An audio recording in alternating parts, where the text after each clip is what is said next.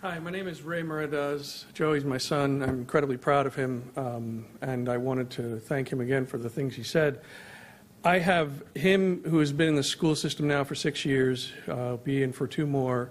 I have a son in middle school, and I have a daughter who just finished kindergarten. She'll be in the school system for another 12 years. I have a wife, a brother, and a sister who all teach in Collier County, and I have a brother-in-law who's an administrator here.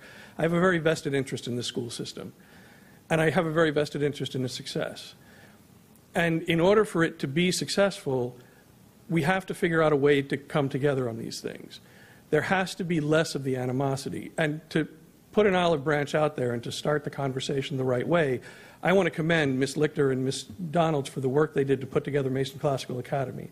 I can't imagine how much effort it takes to put together a school. It's got to be a ridiculous amount of time and effort put in.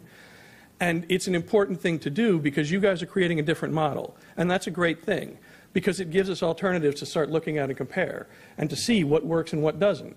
There's been conversations about the school system in Massachusetts and the school system in Stanford, Florida, and how much better they do with less money spent, and that's also a great thing. We should be talking about those things.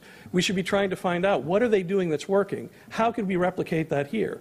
I don't think Dr. Patton's going to have any problem saying, hey, Mason Classical Academy is doing this thing that works really well and it's working for their students. Let's look at replicating that throughout the school system. Because it's a way to find new ways of doing things, and that's a really great experiment. But if you guys are butting heads all the time, if you guys are constantly at war with each other, you'll never be able to have that conversation.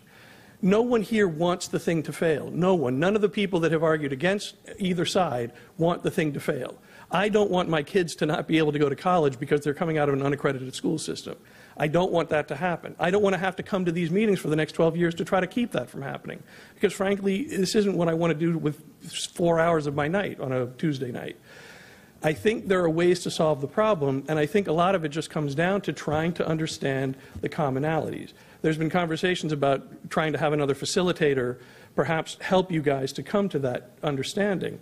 And I think that might really be a good idea because there are things you have in common. I know that you don't want things to be bad. I know that you don't want things to fail. I know that none of you want these things to be competitive. They need to be cooperative. And if we can just find ways to bridge those gaps and find the places where we have commonality, we can start to make that happen.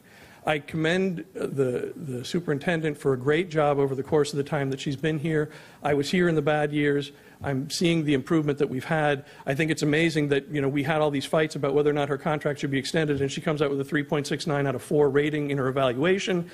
Let's not spend time talking about that anymore. Let's spend time talking about the kids of Collier County and how we can make their education as good as it can be. Thank you very much.